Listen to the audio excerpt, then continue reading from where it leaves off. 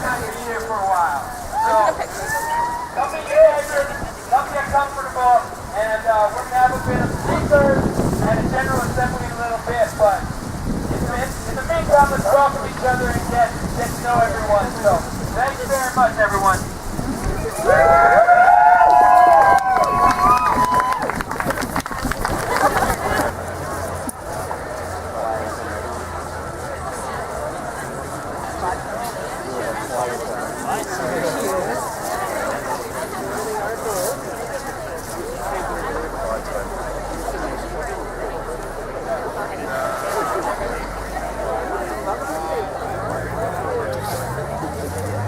Would either of you gentlemen want to tell me a little bit about your signs?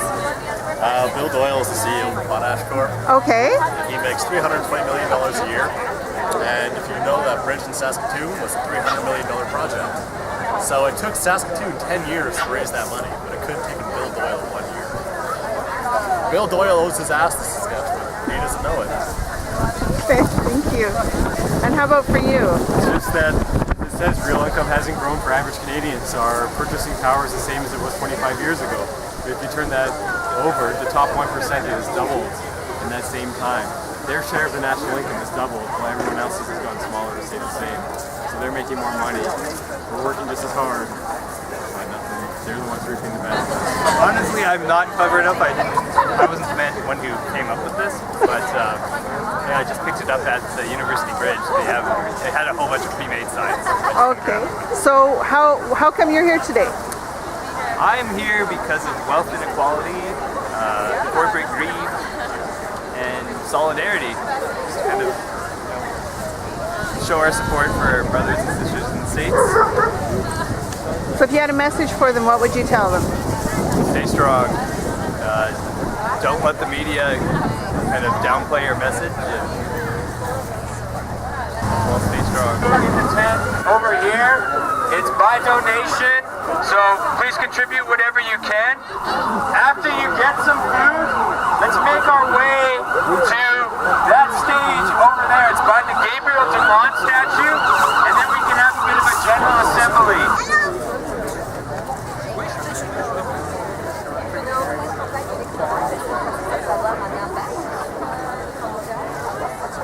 Je souhaite, on verra bien. Je sais pas si les musiques j'ai l'impression que les gens qui votent d'un côté sont pas nécessairement supporter la marche. On verra.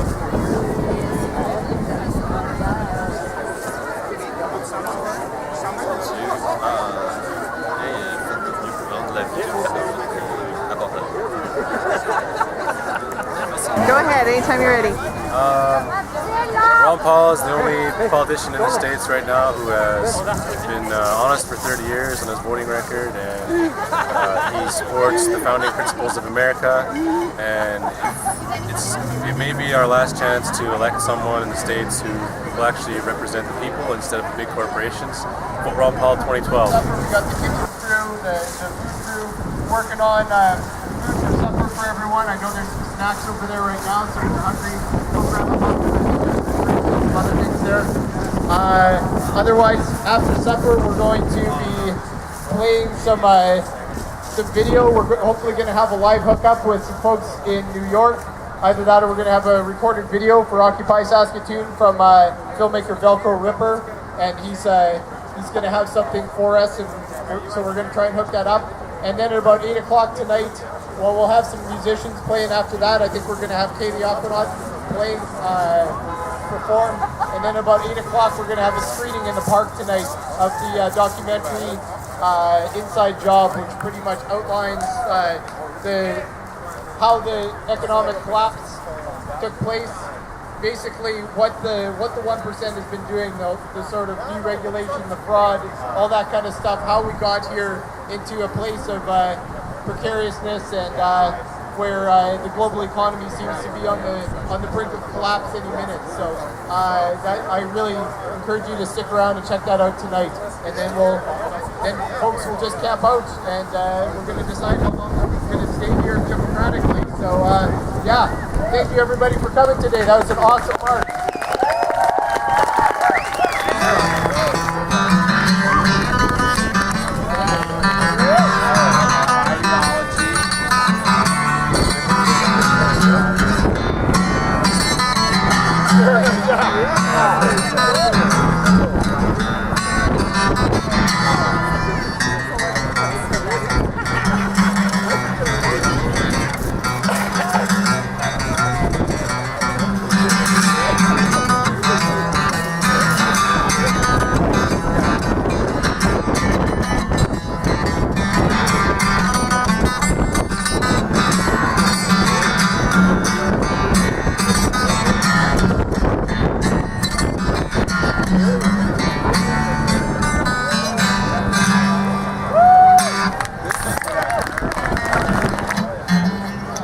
I don't know, maybe we'll put a political spin on this.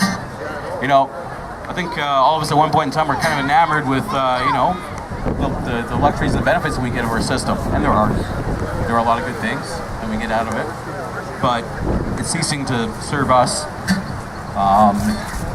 Basically, we have no voice, you know. And they have money. So basically, each other is all we got. So yeah, enamored with the system, but the thrill is gone.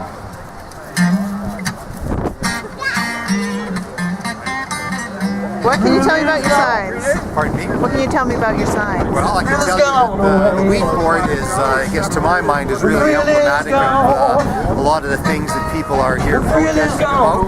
Because basically what you've got is the federal government deciding that a corporation that has been run by farmers for the last 12 years, and it's a 75-year-old corporation, which the farmers pay all of the bills for, yet they have decided on their own to shut that organization down and give the profits the organization is able to return to farmers and just give them to the multinational corporation. So they're basically taking a lot of the hard work that farmers are able to capture and put in their own pockets and just handing it right over to multinational grain corporations.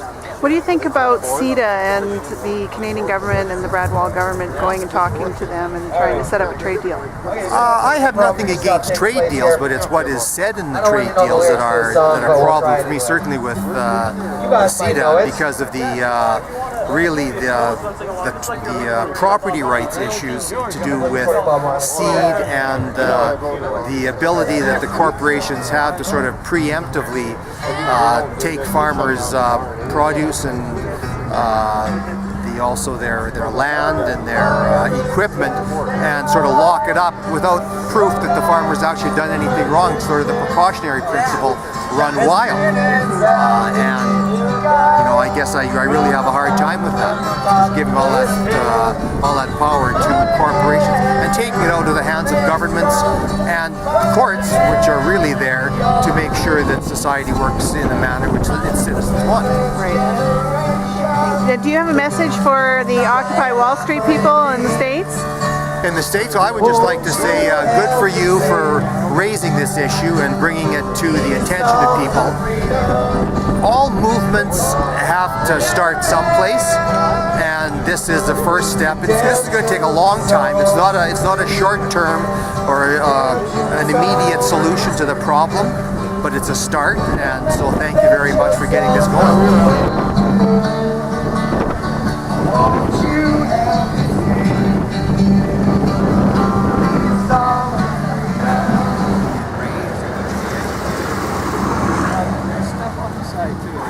Can I ask you about your sign? Yeah, that's my sign. Can I ask you about it? Sure. Sure. Why did you make that sign, sir? To publicize a website. Okay, so this is a website. Yes. All right. And what kind of things can I find on there? You can find in detail the kind of underhanded tactics that Gormley uses on his show. Basically rhetorical tactics that are just basically unfair. Do you find his reporting style to be biased? Well, he's obviously a right-wing commentator and an extreme one at that, but it's not about censoring his political views. It's about the tactics that he uses. He can fight for his side all he wants to on the radio for 5 what is it? It's 20 hours a week, 5 days a week, but he should fight fair, and he doesn't. Did he talk about this rally at all that was happening today? Did he publicize it? Or what did he have to say about it? It was denigration mostly. It was, as usual with him, it was all personal kinds of attacks, making fun of the people who are involved with it rather than taking on the issues, and that's the thing that I have a problem with.